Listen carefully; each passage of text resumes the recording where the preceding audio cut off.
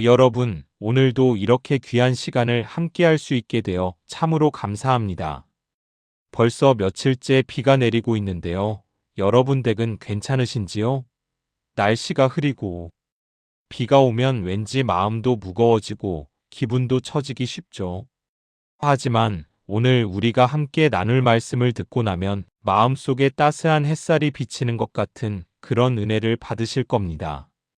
오늘 우리가 함께 살펴볼 이야기는요, 마태복음 8장입니다. 이 장은 정말이지 놀라운 장면들로 가득 차 있어요. 예수님께서 병든 사람들을 고치시고 사나운 폭풍우를 잔잔하게 만드시고 심지어 무시무시한 귀신들까지 쫓아내시는 그야말로 가슴이 벅차오르는 기적의 연속입니다. 혹시 여러분 중에 이런 경험 있으신 분 계신가요? 병원에 갔는데 의사 선생님이 더 이상 할 수 있는 게 없습니다 라고 말할 때 그 절망감 말이에요. 아니면 평생을 걸어 모은 재산이 하루아침에 날아가 버렸을 때 그 막막함. 또는 사랑하는 가족이 어려움에 처했는데 아무것도 해줄 수 없을 때의 그 무력감. 오늘 이야기 속 주인공들도 바로 그런 절망의 순간들을 겪고 있었습니다. 어떤 이는 나병이라는 무서운 병으로 가족과도 헤어져 홀로 외롭게 살아가야 했고요. 어떤 이는 자신의 소중한 하인이 중풍병으로 고통받는 모습을 보며 가슴 아파했습니다. 또 어떤 이들은 갑자기 몰아친 폭풍우 속에서 이제 죽었구나 싶은 공포를 느꼈죠. 그런데 말이에요. 이 모든 사람들이 예수님을 만나면서 그들의 인생이 완전히 달라지게 됩니다. 180도 바뀌는 거죠. 절망이 희망으로, 슬픔이 기쁨으로, 죽음이 생명으로 변하는 놀라운 순간들을 우리가 오늘 함께 목격하게 될 겁니다. 특히 오늘은요, 로마 군대의 백부장이라는 높은 지위에 있던 사람이 예수님 앞에 겸손히 무릎을 꿇는 장면을 보게 됩니다. 그것도 자신의 하인을 위해서요. 그리고 예수님께서 그 백부장에게 하신 말씀이 정말 감동적입니다. 내가 진실로 너희에게 이르노니 이스라엘 중 아무에게서도 이만한 믿음을 보지 못했노라. 생각해 보세요. 하나님의 선민이라고 자부하던 이스라엘 사람들이 아니라 이방인인 로마 군인의 믿음을 가장 크다고 칭찬하신 거예요. 이것이 우리에게 무엇을 말해주는 걸까요? 또한 오늘은 예수님께서 갈릴리 호수에 거센 폭풍을 단 한마디 말씀으로 잔잔케 하시는 장면도 함께 나눌 겁니다. 평생을 바다에서 살아온 어부 출신 제자들조차 두려움에 떨 정도로 무서운 폭풍이었는데요. 예수님께서 바람과 파도를 꾸짖으시자 즉시 잔잔해졌다는 이 놀라운 이야기 말이에요. 그럼 지금부터 여러분과 함께 2000년 전 팔레스타인 땅, 그 뜨거운 햇살 아래 펼쳐졌던 기적의 현장 속으로 들어가 보도록 하겠습니다. 마음의 준비 되셨나요? 자, 그럼 시작하겠습니다. 마태복음 8장의 첫 장면은 예수님께서 산에서 내려오시는 모습으로 시작됩니다. 여러분, 마태복음 5장부터 7장까지가 바로 그 유명한 산상수훈이잖아요. 예수님께서 산 위에서 마음이 가난한 자는 복이 있나니로 시작하는 8가지 복에 대해 말씀하시고 소금과 빛이 되라, 원수를 사랑하라, 먼저 그의 나라와 그의 의를 구하라 등등 수많은 가르침을 주셨던 그 자리 말이에요. 그 감동적인 말씀을 다 마치시고 이제 산을 내려오시는데요. 예수님의 뒤를 따라 수많은 무리가 함께 내려오고 있었습니다. 아마도 수백 명, 아니 어쩌면 수천 명이 넘는 사람들이었을지도 몰라요. 그들은 예수님의 말씀에 감동받아서 혹은 더 많은 가르침을 듣고 싶어서 예수님을 따라오고 있었죠. 상상해 보세요. 팔레스타인의 뜨거운 햇살 아래 먼지가 날리는 산길을 따라 내려오는 수많은 인파를. 어떤 이는 지팡이를 짚고 천천히 걷고 어떤 이는 어린 자식을 업고 또 어떤 이는 나이 든 부모님을 부축하면서 말이에요. 그들의 얼굴에는 희망과 기대가 가득했을 겁니다. 그런데 바로 그때였어요. 인파 속에서 한 사람이 예수님께 다가왔습니다. 아니, 정확히 말하면 기어왔다는 표현이 맞을 거예요. 이 사람은 나병 환자였거든요. 여러분, 나병이 뭔지 아시죠? 지금은 한센병이라고 부르는 이 병은요. 정말이지 당시에는 상상도 할 수 없을 만큼 무서운 병이었습니다. 단순히 몸의 병이 아니었어요. 사회적 죽음이나 다름없었죠. 나병에 걸리면 어떻게 됐을까요? 먼저 피부가 누렇게 변하면서 반점들이 생기기 시작합니다. 그리고 점점 그 반점들이 번져가면서 피부가 썩어 들어가기 시작해요. 손가락이 하나씩, 발가락이 하나씩 떨어져 나가기도 했죠. 얼굴도 일그러지고 목소리도 변하고 참으로 끔찍한 모습으로 변해가는 거예요.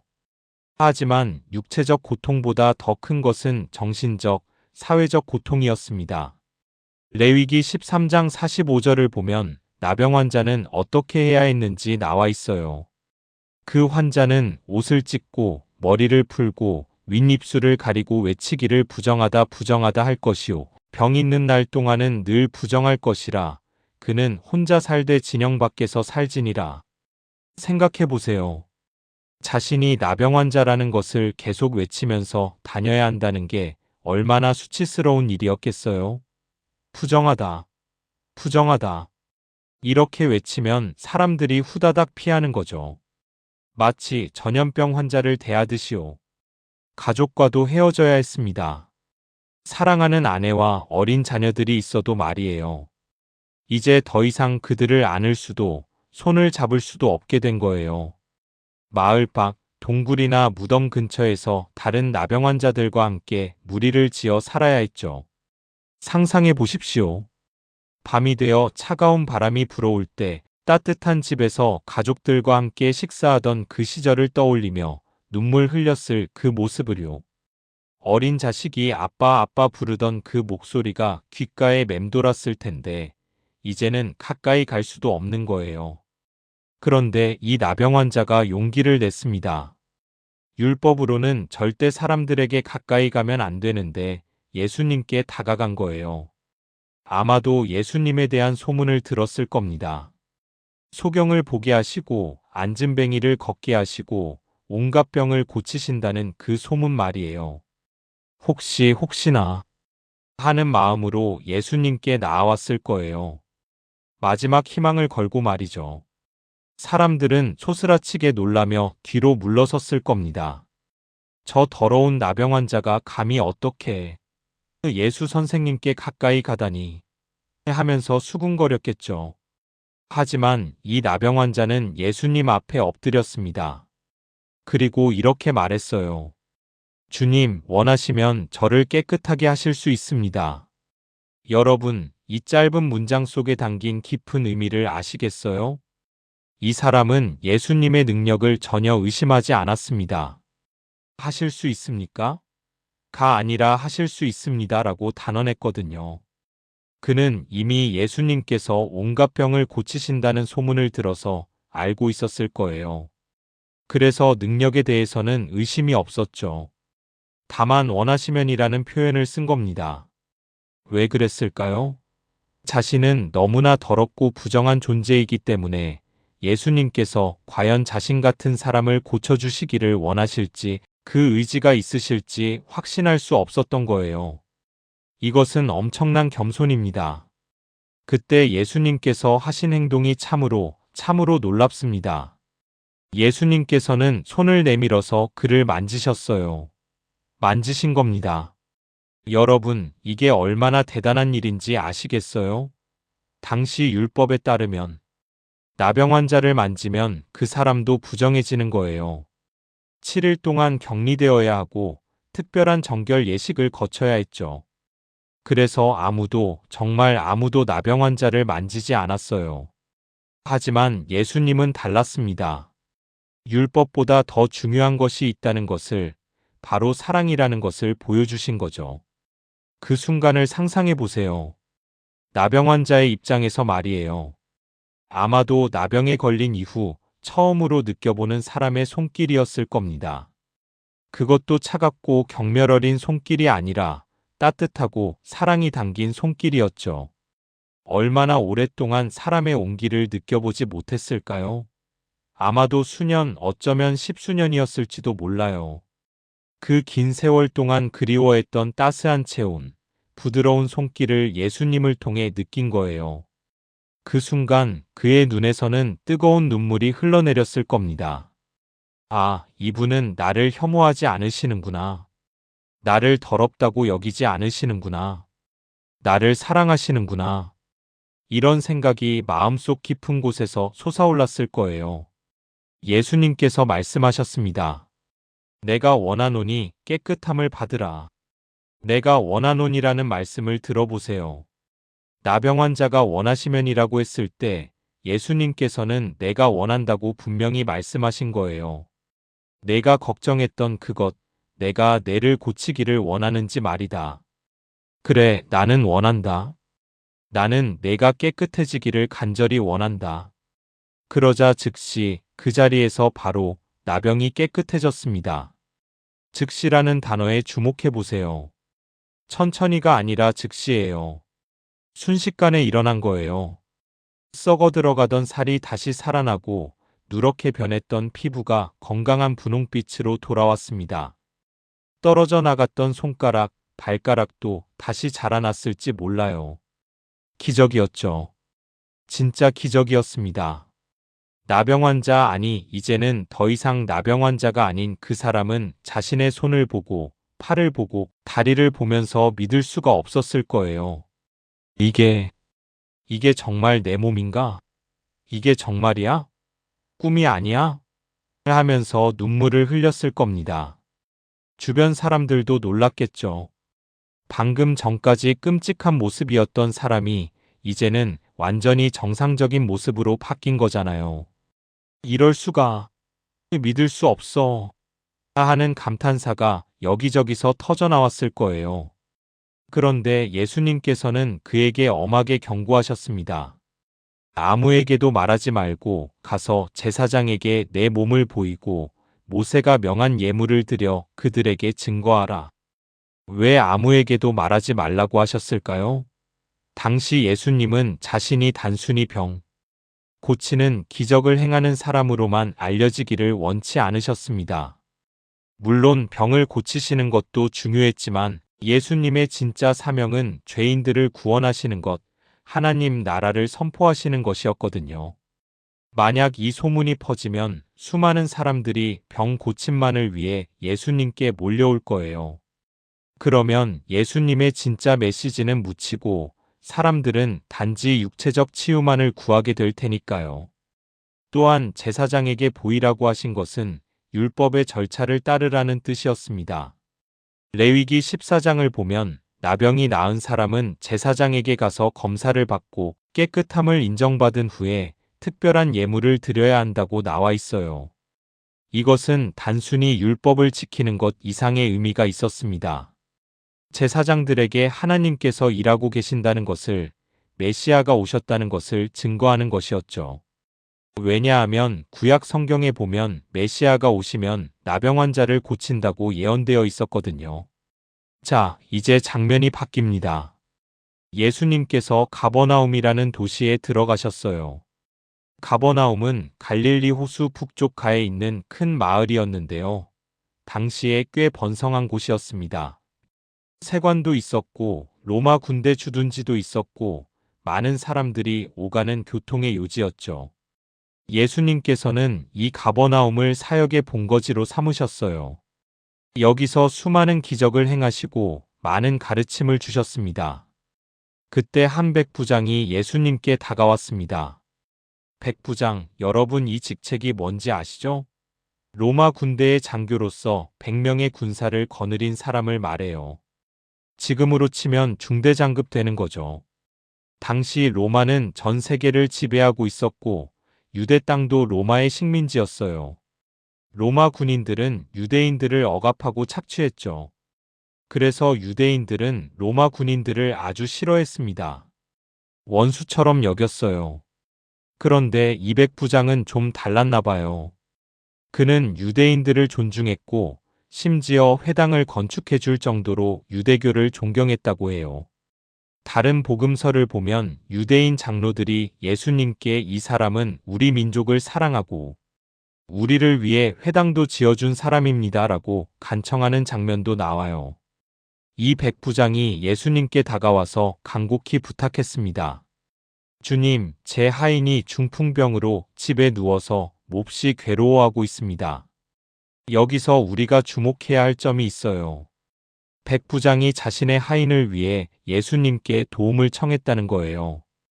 당시 하인, 특히 노예의 지위가 어땠는지 아세요? 그들은 사람이 아니라 주인의 재산, 소유물로 여겨졌습니다. 말 그대로 물건처럼 취급받았죠. 병들면 버리거나 내쫓는 경우도 많았어요. 쓸모 없어진 물건을 버리듯이 말이에요. 하지만 이 백부장은 달랐습니다. 그는 자신의 하인을 진심으로 아끼고 사랑했어요. 하인이 고통받는 것을 보며 자신도 괴로워했던 거죠. 그래서 직접 예수님께 나아와서 간청하고 있는 겁니다. 이것만으로도 이 백부장이 얼마나 훌륭한 사람인지 알 수 있지 않나요? 권력을 가진 사람이 자신보다 약한 사람을 진심으로 아끼고 걱정하는 모습 참 아름답죠. 예수님께서 말씀하셨습니다. 내가 가서 고쳐주겠다. 그냥 그래 고쳐주마 하신 것이 아니라 내가 가서라고 하신 거예요. 직접 백부장의 집까지 가시겠다는 말씀이죠. 이것도 놀라운 일이에요. 당시 유대인의 관습으로는 이방인의 집에 들어가면 부정해진다고 여겨졌거든요. 하지만 예수님은 그런 것 개의치 않으시고 가시겠다고 하신 겁니다. 그런데 백부장의 대답이 정말 놀랍습니다. 주님, 제가 주님을 모실 자격이 없습니다. 그러니 주님께서 제 집에 들어오실 것까지는 없습니다. 다만 한 말씀만 하시면 제 하인이 나을 것입니다. 여러분, 이 말이 얼마나 놀라운 믿음의 고백인지 아시겠어요? 백부장은 예수님께서 굳이 자기 집까지 오실 필요 없이 그 자리에서 말씀만 하셔도 자기 하인이 나을 것이라고 믿었던 거예요. 생각해 보세요. 가버나움에서 백부장의 집까지는 아마도 한참을 걸어가야 했을 거예요. 그런데 거기까지 가지 않아도 수 킬로미터 떨어진 곳에서 말씀만 하셔도 병이 낫는다고 믿은 거예요. 이게 얼마나 큰 믿음인가요? 그리고 백부장은 이렇게 설명했습니다. 저도 남의 수하에 있는 사람입니다만 제 아래에도 군사들이 있습니다. 그래서 제가 이 사람에게 가라 하면 가고 다른 사람에게 오라 하면 오고 제 종에게 이것을 하라 하면 그대로 합니다. 백부장은 자신의 군대 경험을 통해 권위와 명령의 원리를 이해하고 있었어요. 상관이 명령을 내리면 부하들은 그대로 따르잖아요. 상관이 직접 가서 손으로 밀어낼 필요가 없어요. 그냥 가라고 명령하면 가는 거죠. 마찬가지로 예수님께서는 모든 것에 대한 권위를 가지고 계신 분이니까 병에게 명령하시면 병도 물러갈 것이고 악한 영들에게 명령하시면 그들도 떠날 것이라고 믿었던 겁니다. 이 말을 들으신 예수님께서 크게 놀라셨어요. 그리고 따르던 사람들에게 이렇게 말씀하셨습니다. 내가 진실로 너희에게 이르노니 이스라엘 중 아무에게서도 이만한 믿음을 보지 못했노라. 여러분, 이 말씀이 얼마나 충격적인지 아시겠어요? 이스라엘 백성은 아브라함의 후손으로 하나님의 선택받은 민족이에요. 어려서부터 토라를 배우고 매주 회당에서 예배드리며 하나님을 섬기며 살아온 사람들이죠. 그런데 예수님께서는 이방인, 그것도 유대인들을 억압하던 로마 군인의 믿음을 가장 크다고 칭찬하신 거예요. 이게 얼마나 놀라운 일인가요? 예수님께서는 이어서 중요한 말씀을 하셨습니다. 내가 너희에게 말하노니 동쪽과 서쪽에서 많은 사람이 와서 아브라함과 이삭과 야곱과 함께 천국에 앉을 것이요. 그 나라의 본 자손들은 바깥 어두운 곳으로 쫓겨나 거기서 울며 이를 갈리라.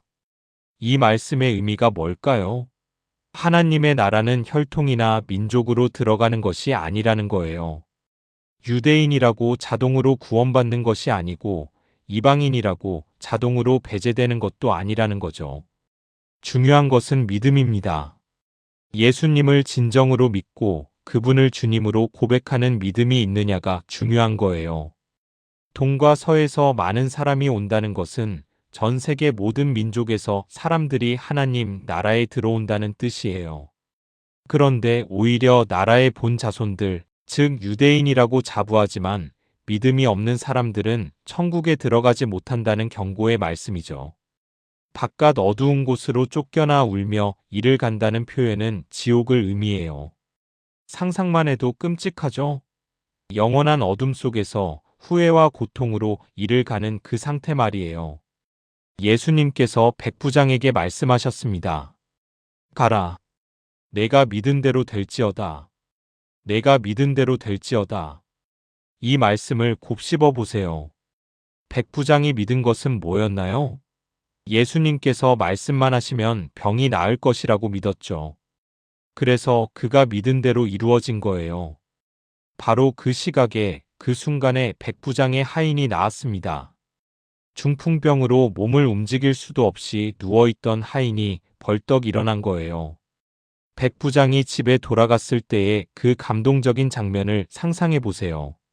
문을 열고 들어서는데 하인이 두 다리로 성큼성큼 걸어 나와서 맞이하는 거예요.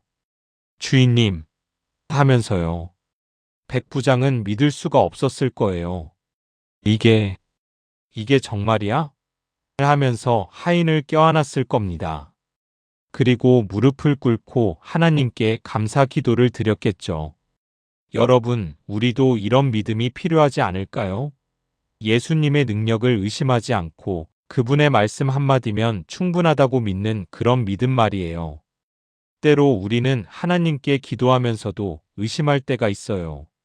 정말 응답해 주실까? 내 기도를 들으실까? 하면서요. 하지만 백부장처럼 확신을 가지고 기도한다면 주님께서 말씀만 하시면 됩니다 라는 믿음으로 나아간다면 우리도 놀라운 응답을 경험하게 될 거예요. 이제 예수님께서 베드로의 집에 들어가셨어요. 베드로 여러분 아시죠? 원래 이름은 시몬이었는데 예수님께서 베드로, 즉 반석이라는 이름을 지어주신 제자예요. 나중에 초대 교회의 큰 기둥이 되는 인물이죠. 베드로는 원래 어부였어요.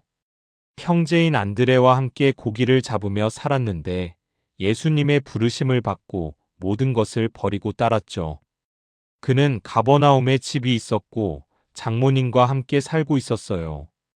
그런데 베드로의 장모가 열병으로 누워 계셨습니다. 열병이라고 하니까 단순해 보이지만 당시에는 아주 위험한 병이었어요. 고열이 계속되면 탈수가 오고 심하면 목숨을 잃을 수도 있었거든요.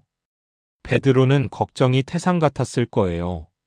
장모님께서 편찮으신데 자신은 예수님을 따라다니느라 집을 비우고 있었으니까요.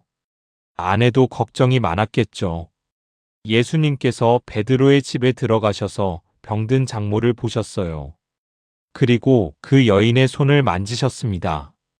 그러자 즉시 열이 떨어졌어요. 여기서도 즉시라는 단어가 나와요. 서서히가 아니라 즉시예요. 열이 확 내려간 거죠. 보통 열병에서 회복되면 한동안 기운이 없고 허약하잖아요. 그런데 이 여인은 달랐어요. 열이 떨어지자마자 일어나서 예수님을 대접하기 시작했어요. 음식을 준비하고 물을 떠다 드리고 시중을 들었죠. 이 장면이 참 따뜻하지 않나요? 병이 나자마자 감사의 표시로 예수님을 섬기는 그 모습 말이에요. 주님, 저를 고쳐주셔서 감사합니다. 제가 할 수 있는 일이 이것밖에 없지만 정성껏 모시겠습니다 라는 마음이 느껴지지 않나요? 저녁이 되자 어떤 일이 일어났을까요? 해가 지고 안식일이 끝나자 사람들이 귀신 들린 자들과 병든 자들을 많이 데리고 왔습니다. 왜 안식일이 끝나기를 기다렸을까요?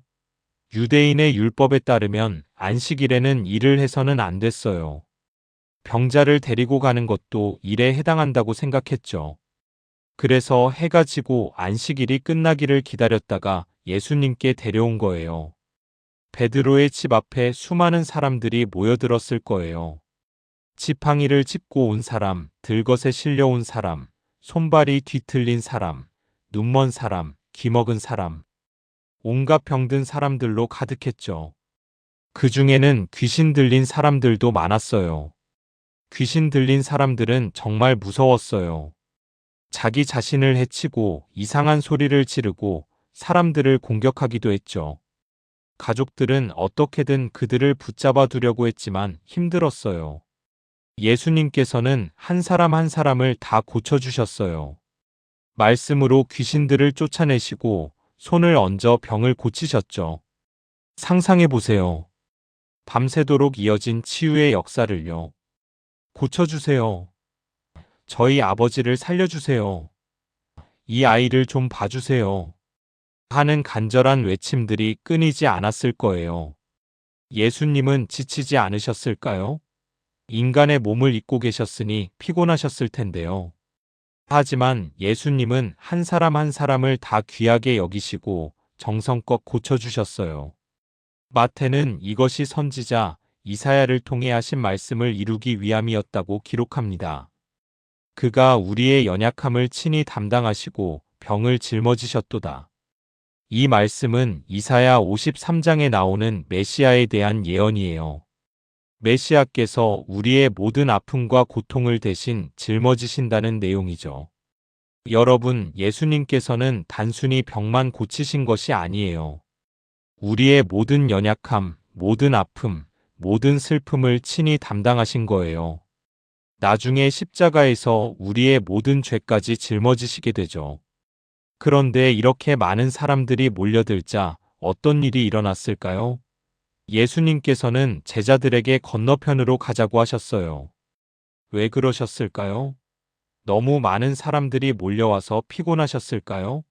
아니면 조용히 기도하실 시간이 필요하셨을까요? 아마도 두 가지 이유가 다 있었을 거예요. 그때 한 서기관이 다가와서 말했습니다. 선생님, 어디로 가시든지 제가 따르겠습니다. 서기관이라는 직책이 뭔지 아세요? 서기관들은 율법을 연구하고 가르치는 사람들이었어요. 지금으로 치면 신학교수나 목사 같은 사람들이죠.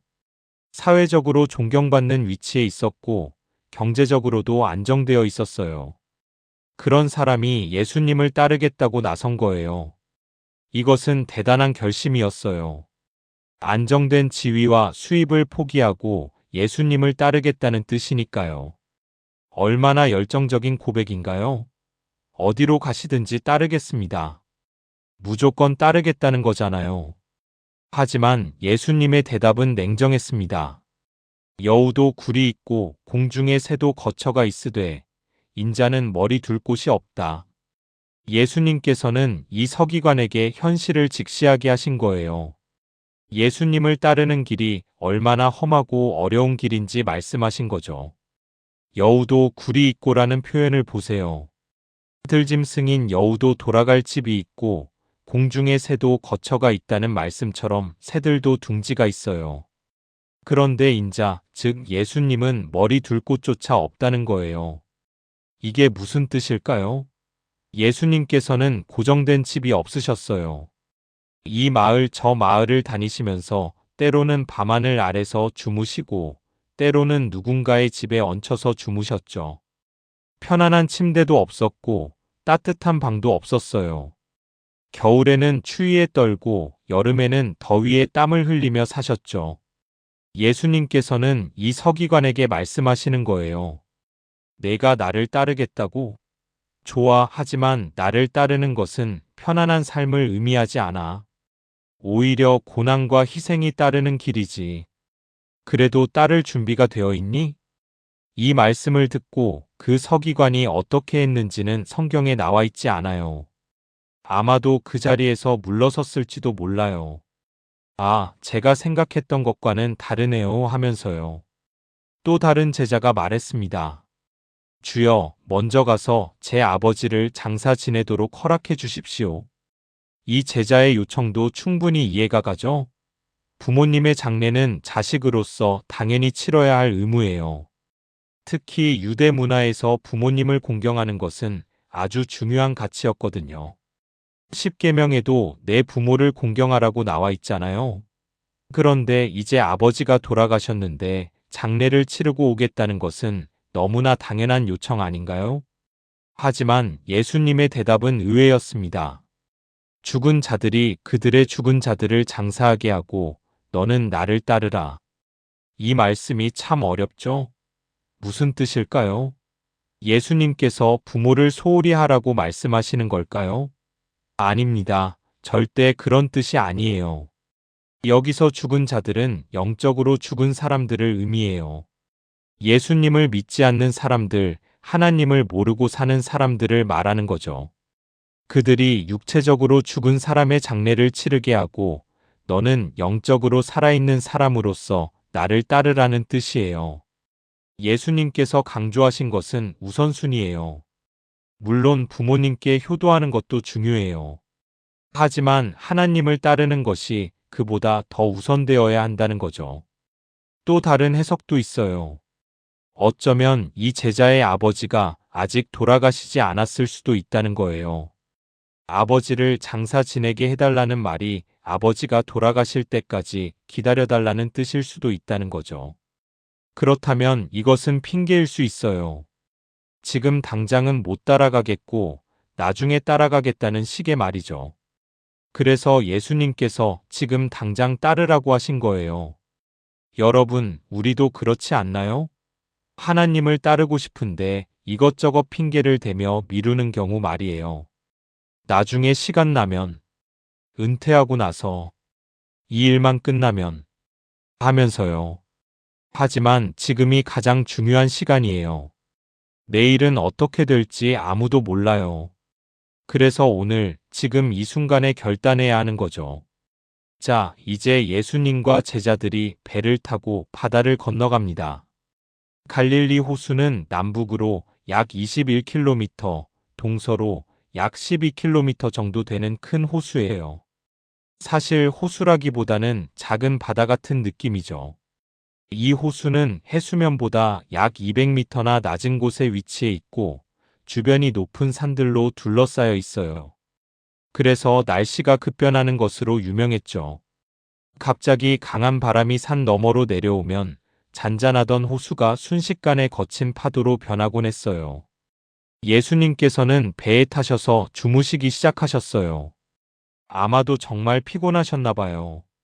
하루 종일 사람들을 가르치시고 병자들을 고치시고 귀신들을 쫓아내시느라 지치셨을 거예요. 배가 호수 한가운데쯤 왔을 때였어요. 갑자기 큰 광풍이 일어났습니다. 마가복음을 보면 큰 광풍이라고 표현되어 있어요. 엄청나게 강한 바람이었다는 거죠. 파도가 배를 덮기 시작했어요. 물이 배 안으로 쏟아져 들어왔죠. 배가 이리저리 흔들리고 물이 점점 차오르고 지금이라도 배가 뒤집힐 것 같은 아슬아슬한 상황이었어요. 제자들 중에는 어부 출신이 많았어요. 베드로, 안드레, 야고보, 요한 같은 사람들은 평생을 바다에서 살아온 사람들이에요. 그들은 파도와 바람에 익숙했죠. 온갖 종류의 풍랑을 다 겪어본 사람들이었어요. 그런 그들도 두려워할 만큼 무서운 폭풍이었던 겁니다. 이건 정말 위험하다.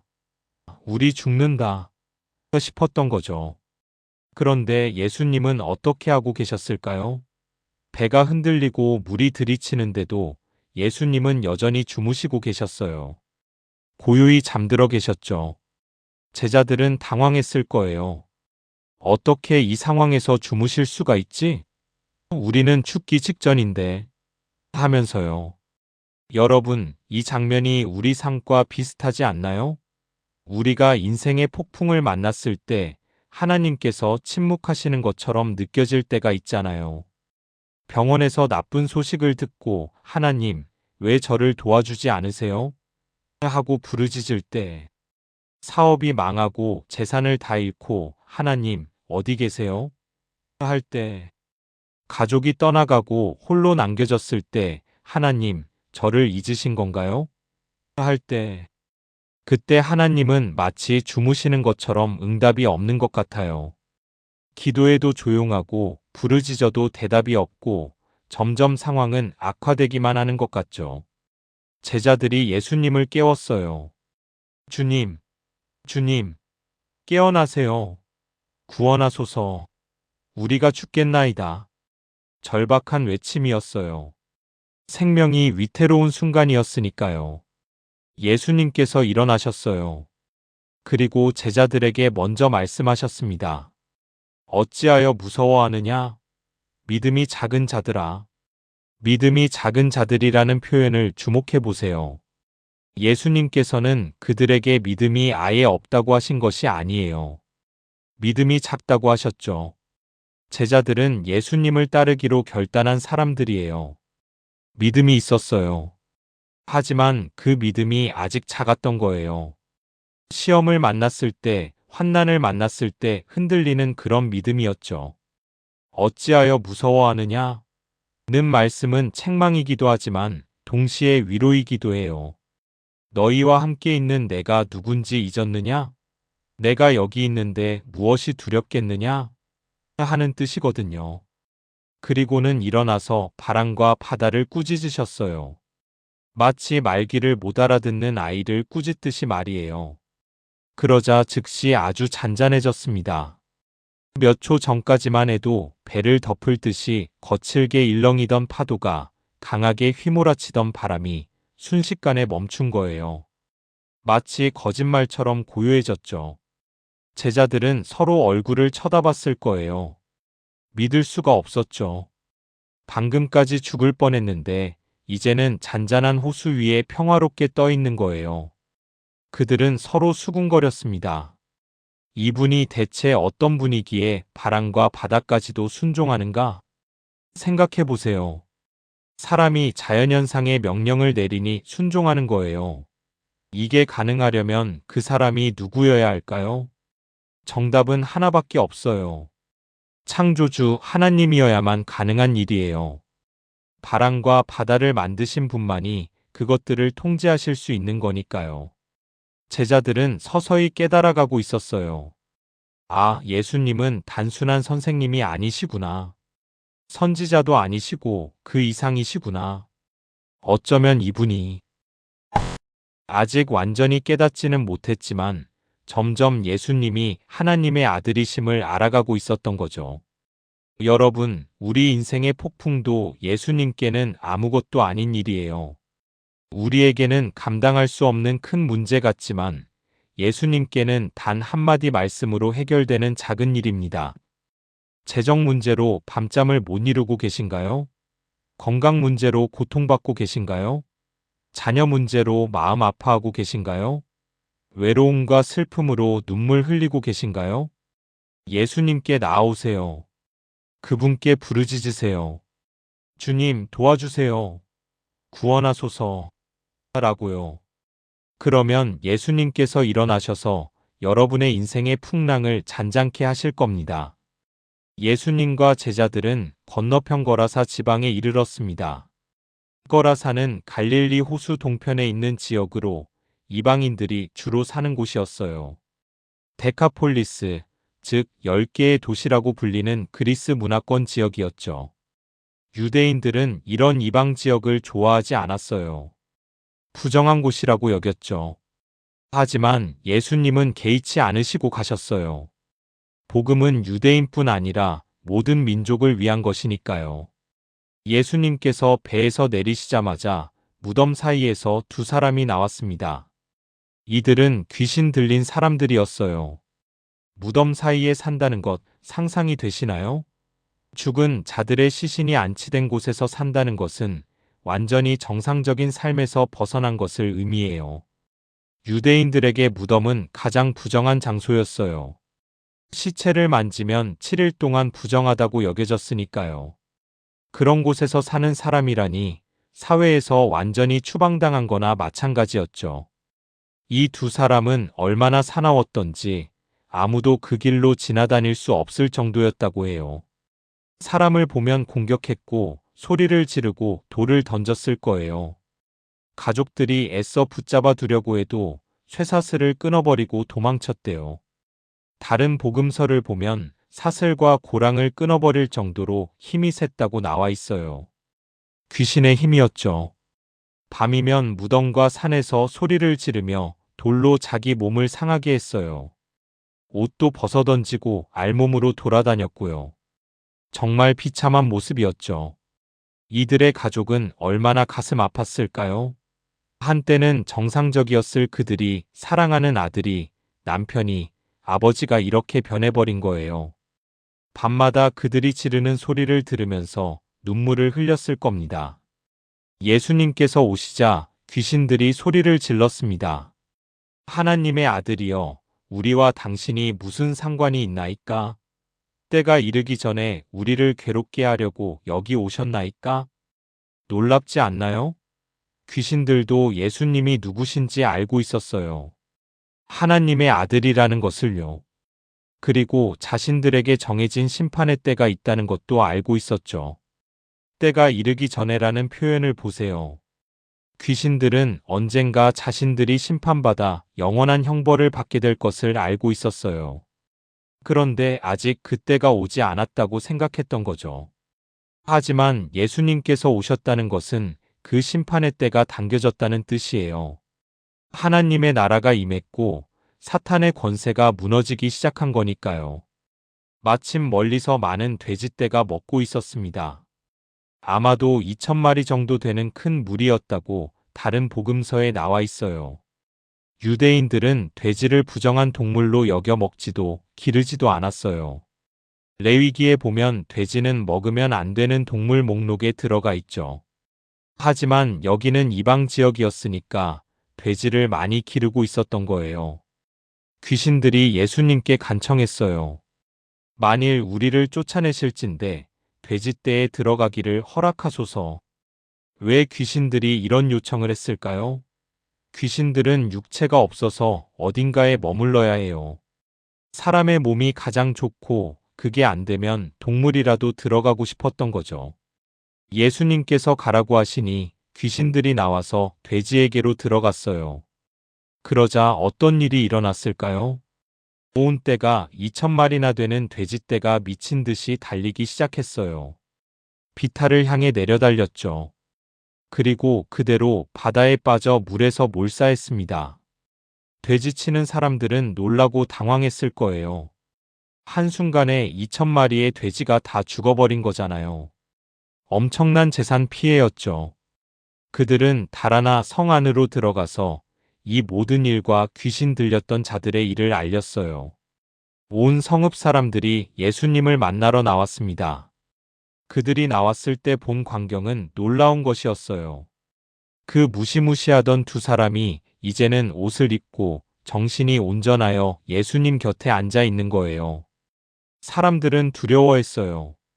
한편으로는 놀라운 기적을 목격한 것에 대한 두려움이었고, 다른 한편으로는 돼지떼를 잃은 경제적 손실에 대한 걱정이었죠. 그래서 그들은 예수님께 자기 지방에서 떠나시기를 간청했습니다. 이상하지 않나요? 두 사람이 귀신에게서 해방되는 놀라운 기적을 보았는데 오히려 예수님께 떠나달라고 하다니요.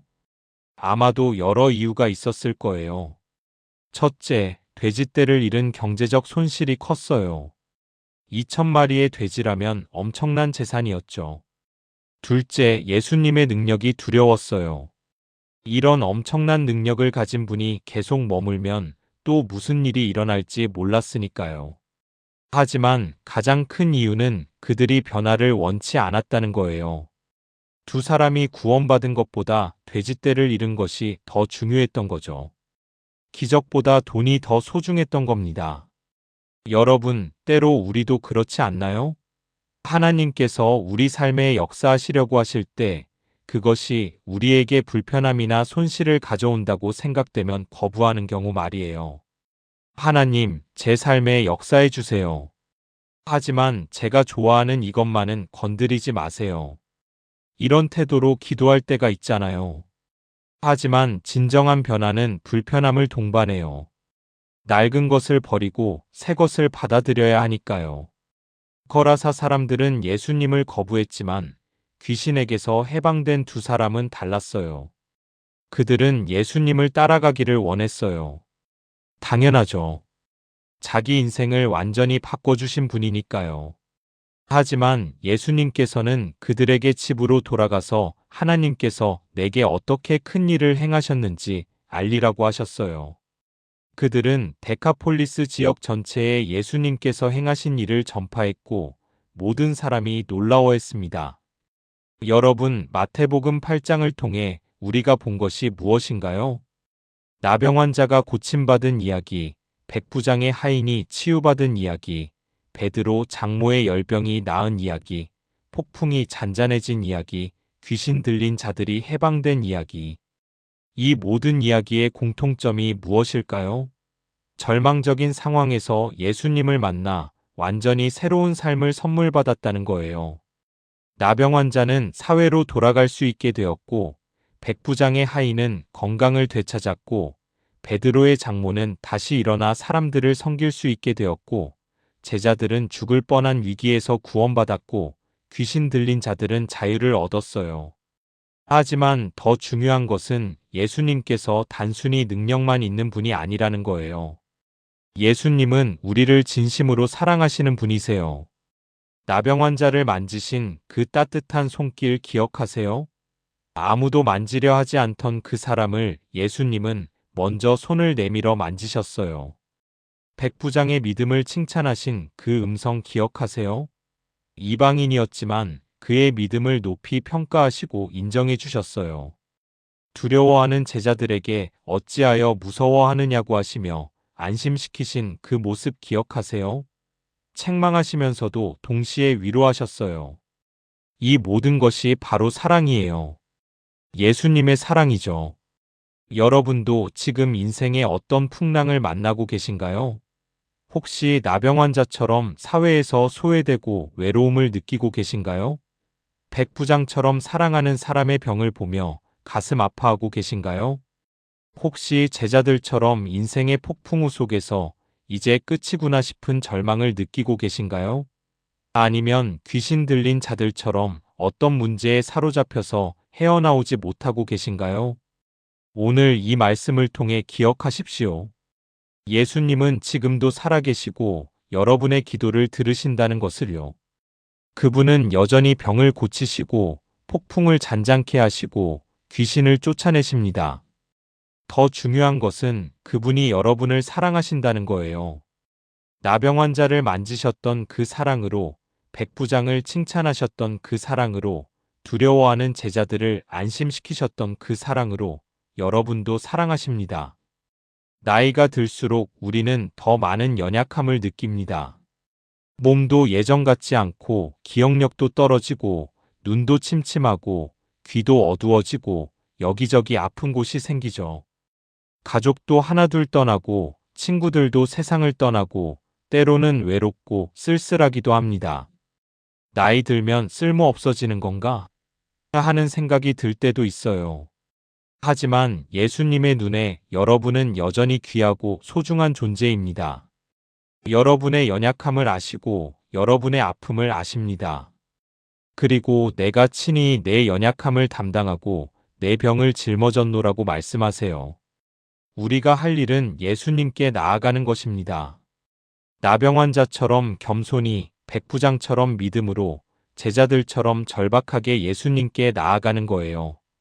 그러면 예수님께서 여러분의 손을 만지시고 내가 원하노니 깨끗함을 받으라. 내 믿은 대로 될지어다. 어찌하여 무서워하느냐 하시며 여러분을 일으켜 세워주실 것입니다. 혼자가 아닙니다. 우리와 함께 하시는 예수님이 계십니다. 그분은 어제나 오늘이나 영원토록 동일하신 분이시니까요. 2000년 전 갈릴리에서 기적을 행하신 그 예수님이 지금도 여러분과 함께 하십니다. 오늘 이 말씀이 여러분의 마음에 위로와 힘이 되었으면 좋겠습니다. 절망 속에서도 희망을 품으시고 어둠 속에서도 빛을 보시고 폭풍 속에서도 평안을 누리시기를 바랍니다. 여러분, 오늘 이 이야기가 여러분의 마음에 은혜가 되셨나요? 혹시 감동받으셨다면 구독 버튼을 눌러주시면 감사하겠습니다. 그리고 좋아요도 눌러주시고요. 알림 설정까지 해두시면 새로운 영상이 올라올 때마다 바로 만나보실 수 있답니다. 혹시 옆에 계신 어르신들, 교회 성도님들께도 이 이야기가 도움이 될 것 같으시면 공유도 부탁드려요. 댓글로 여러분의 간증이나 은혜 받은 점을 나눠주시면 저도 큰 힘이 되고 다른 분들에게도 위로가 됩니다. 다음 시간에는 마태복음 9장으로 찾아뵙겠습니다.